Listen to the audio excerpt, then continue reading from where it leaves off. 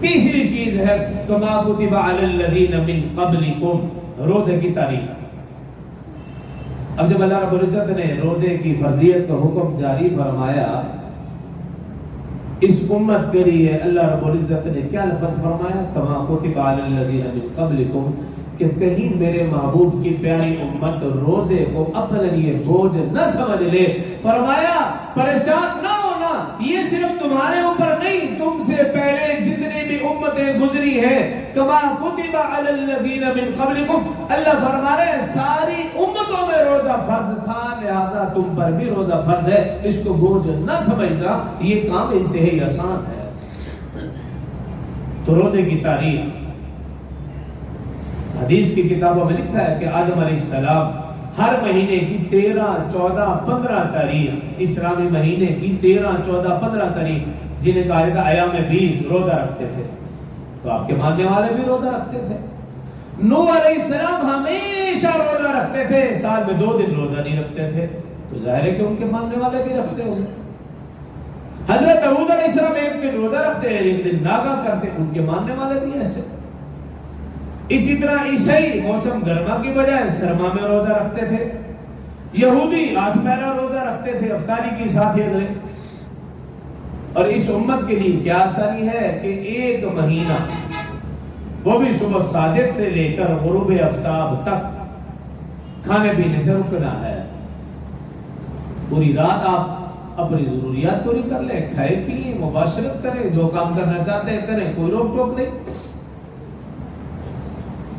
لیکن بعض لوگوں کو دیکھا رسم و رواج کے اندر مبتلا ہوتے ہیں کہ خاص طور پر جن لوگوں کی نئی شادی ہوتی ہے تو ان کے ذہن میں پتہ نہیں کیا بھوت سوار ہے کہ وہ پہلا عشرہ یا پہلا رمضان بیوی کو گھر چھوڑاتے ہیں۔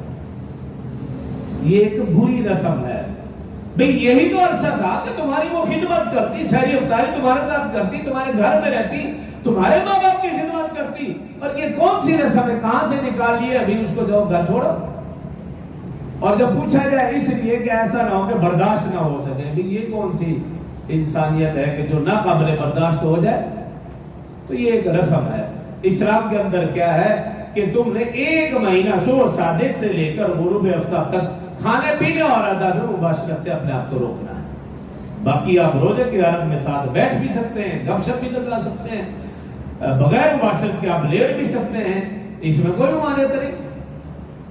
تو بہرحال روزے کی تاریخ۔ اور چوتھی چیز ہے لعلکم تتقون، اس کا کچھ گفتگو اس جمعے اور باقی گفتگو اگلے جمعے کروں گا کہ روزے کا فلسفہ۔ چوتھی چیز، پہلی چیز کیا تھی؟ ایمان والوں کو خطاب، دوسری چیز روزے کی فرضیت، تیسری چیز روزے کی تاریخ، اور چوتھی اور اہم لعلکم تتقون، روزے کا فلسفہ، روزے کا مقصد، اور وہ کیا ہے؟ تقوی، لعلکم تتقون۔